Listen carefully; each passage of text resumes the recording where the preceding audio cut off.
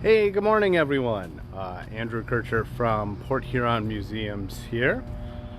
Today, I was looking over.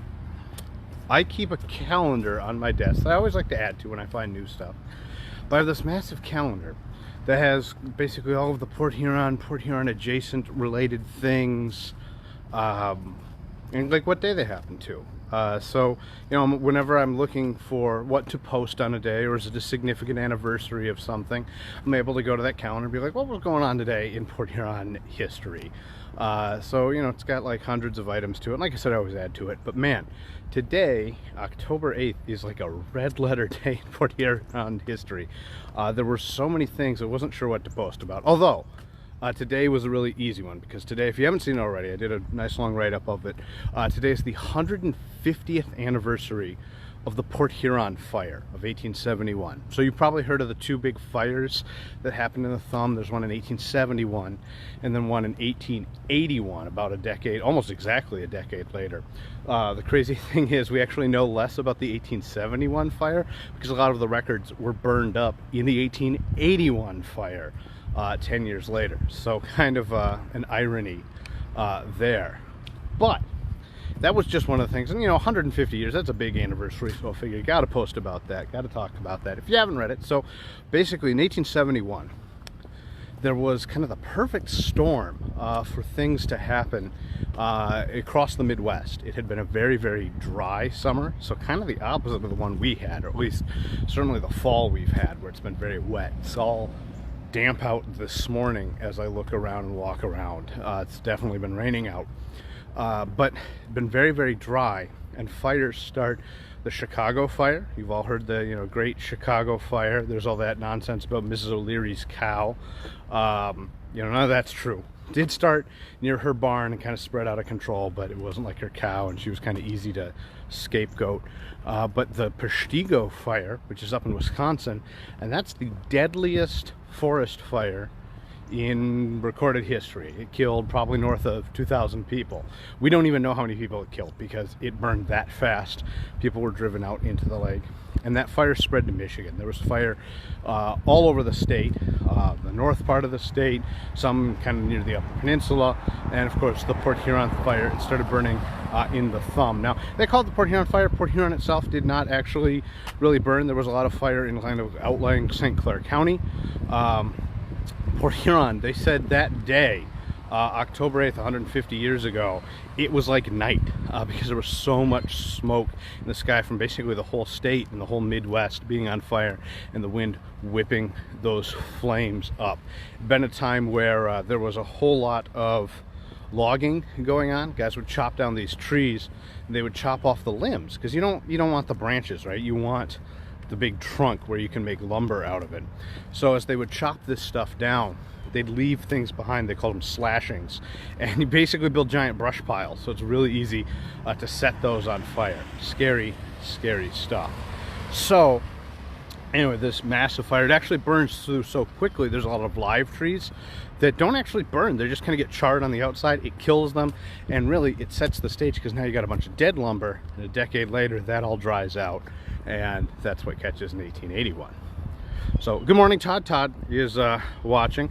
So I am planning on walking places because I mentioned in my post, so if you don't know where I am, I just walked from the museum over here to, appropriately enough, Pine Street, talking about a fire in a pine forest. There are still so many pieces of evidence of fires in Port Huron's past. In fact, one of them, a lot of people don't realize, this building right here up on the corner, right kind of kitty corner from where the Raven is, that was originally like a 3 or 4 story building, and the top 3 stories burned off. So when you look at it, it looks like a kind of complete building, but there was a giant brick top to it. And I think when you look at it from like over at this angle, it's not a lot of people coming down Pine Street, so we can step over here. It's easy to see how if you had a bunch of brick on top, that building would look like that tall. But today, all that's left is the first floor. For a long time, Port Huron had the nickname of Matchstick City because there were so many fires here in the 19th century. So I had to post about the Port Huron fire. But as I was mentioning, how we kind of got into this, October 8th is like this red letter day for Port Huron. It had a ton of different anniversaries to it. One of the other ones, today is the day in 1938 that they opened the Blue Water Bridge. You know, what's more associated with Port Huron, more iconic for Port Huron than the Blue Water Bridge? So it's that anniversary day there as well. I'd say if there's another building that we associate with Port Huron, especially downtown, if you've lived here long enough, you know what's on top of all the like downtown Port Huron banners, downtown Port Huron logo. It's our federal building. So the federal building was dedicated today in 1874. So there's another like kind of auspicious, lots of buildings being dedicated that are iconic to the area on October 8th. So I know we've looked at some of these buildings in videos past, but they're just some of my favorites. So we're gonna take a look again. We've got the Port Huron Masonic Temple, which suffered a pretty big fire, I think back in the 80s actually. So not even something we have, and this is the 1980s, not the 1880s. So fires have been an ever-present threat in Port Huron. One thing that's kind of neat, so I love the AT&T building here. It's probably the best Art Deco building in the city that opened in 1929, Bell Telephone Building. Gorgeous piece of Art Deco with its, you know, concrete and granite facade here. That's something that's not going to catch on fire, and that's something they thought a lot about in the 19th century when they started to build buildings. So maybe we don't use wood. You know, the other anniversary today, it's the 150th anniversary of the Great Chicago Fire. So at the Great Chicago Fire burned like over 3 square miles of the city. Like 100,000 people were left homeless, killed hundreds in town because you have a massive fire in a big town. But it's kind of our highlight, or our you know, obviously nobody knows anybody personally that died in the Chicago Fire 150 years ago. So I think we're safe to say we can talk about a silver lining. And the silver lining is it gives us skyscrapers. I'm sure they would have been invented anyway, but when they're rebuilding, they've got basically a great big blank slate. That's always a pretty good opportunity. You think about these disasters, everything from fire to something like World War II in Europe. When you have a blank slate to rebuild with, you can do a lot with that. You know, you try and save historic buildings, but if they're all burned down, they're all destroyed anyway. You get this great opportunity to rebuild from scratch. And that's what they did in Chicago. They built a lot of iron buildings, later on steel, and basically invented the skyscraper. But the federal building here, so this was designed by Alfred Mullett, like I said, dedicated all the way back in 1874 on this day. So pretty cool building of the 1870s. It's kind of a Renaissance revival, definitely a neoclassical building. And one of the things that I've always kind of found neat about the federal building is it doesn't conform very well to the grid system. Sorry about that. It's so tall. Trying to show you all of these little details can be tricky. You know, there's a courtroom up in there. I imagine the courtroom might be where they've like hardened off the windows there on that side and kind of blocked them over. But it's really subtle. You might not even notice that those windows, you know, are missing. So they've I know rebuilt, redone a lot of the inside. I have actually never been inside. I know a lot of people remember this as the post office. It was a customs house. Port Huron was a major port of entry when this was built in like the 1870s. They had 100,000 immigrants a year were passing through Port Huron into the United States back in the 1880s, the 1890s. So this was second to Ellis Island. Lots of folks being processed through the area. So gorgeous building. Obviously with a federal building, there's lots of cameras we can see. We're watching them. They're probably watching us. Wondering what's this lunatic doing, like walking around filming the outside of this building. Hopefully I'm not on any watch lists or anything like that. One of the kind of neat things is they did build an addition to the building in the 1930s. So we know the 1930s got U.S. Marshal parking only. It is a federal building, so federal courthouse. So we have on the back this addition that was built in the 1930s, and it was built during the presidency of Franklin Roosevelt. So when they needed additional office space, the federal government famously grew a lot in the 1930s, but they did a really good job of kind of matching it to the original building. There's not quite as much ornamentation, but they didn't like build it out of brick or wood or something like that, so it doesn't like stick out like a sore thumb of an addition.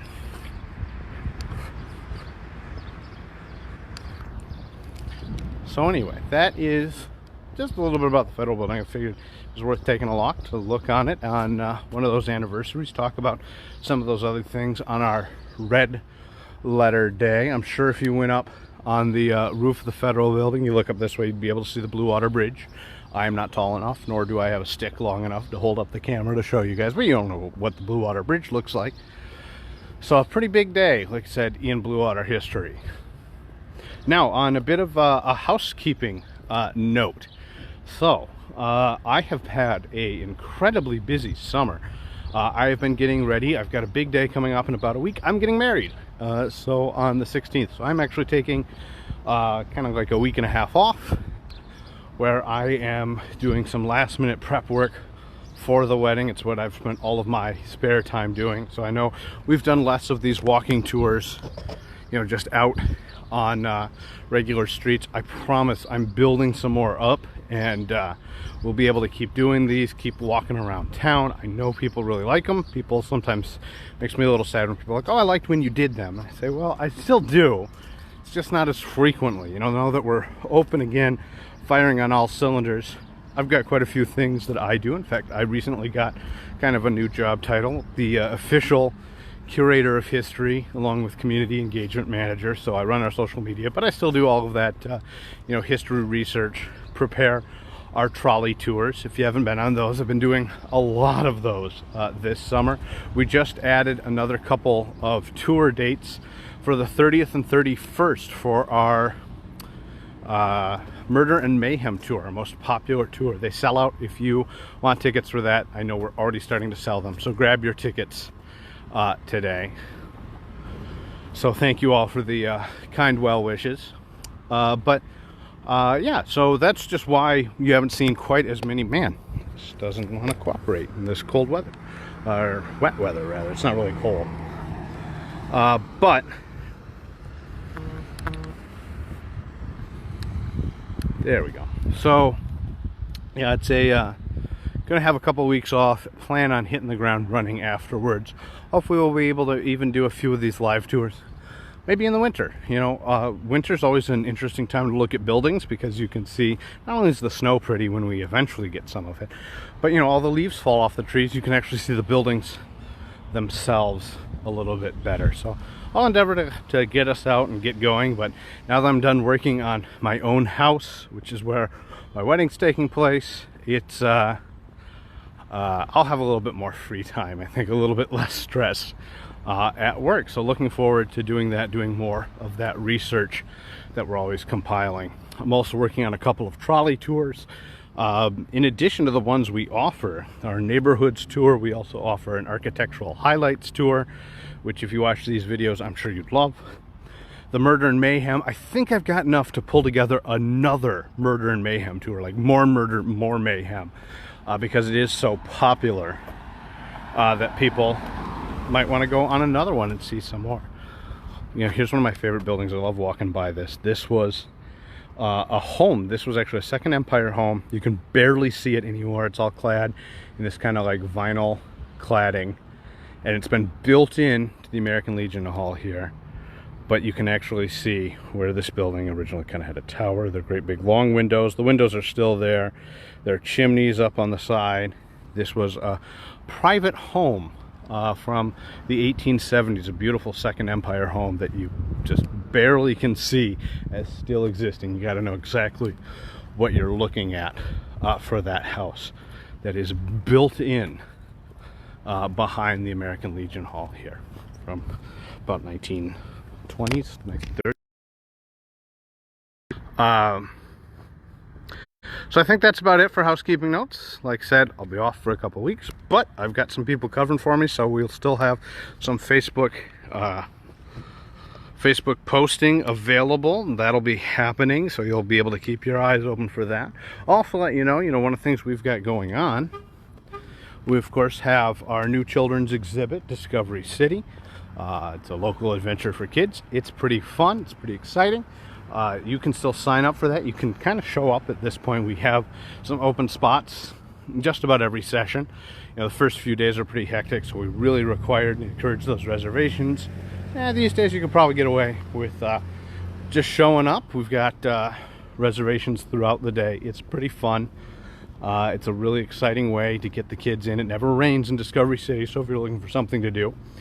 The third Thursday of each month, we're also going to be doing Mommy and Me, like wine and cheese night. So there's very limited tickets for those, but if you want to come, have the kids play like 6 to 8 p.m., have a glass of wine, eat some cheese, you know, talk with a few other moms, that should be very fun. My last one is my wedding. It is next Saturday, so just over a week away. In fact, the museum is going to be closed. The staff is going to be kind of busy that day because they're all coming. So when the whole staff needs the day off at once, it's rare, but it does happen. We're actually going to be closed on the 16th of October for that. So that is a week from tomorrow. Coming right up. So anyway, there's our housekeeping notes, and like I said, a little bit about the Red Letter Day in Port Huron history with all those fun things. Took a look at the Federal Building, talked a little bit about the Port Huron Thumb Fire. If you want to read more about that, I posted that. You know, give that a read. You know, it always helps when you read it, you share it, it gets out to new people. We get more likes on the page. That allows us to share our programs with more people. I never wanted to turn into one of these guys who's like, comment, and subscribe, right? Like you see online, but it really does help. So, you know, if you like what you see, throwing a comment on it, putting a like on it, that always helps more people to see it. And that ultimately helps the museum. So kind of a low effort, high return for the museum. So thanks for walking along with me this morning. I'm going to walk back to my office and get a couple more things in order. And then I think I am off for the day. I've got to go do maybe a little bit more landscaping work back home. But, so thank you for all the support, and we'll catch you on the flip side, all right? So enjoy the history here in your own backyard. Take care.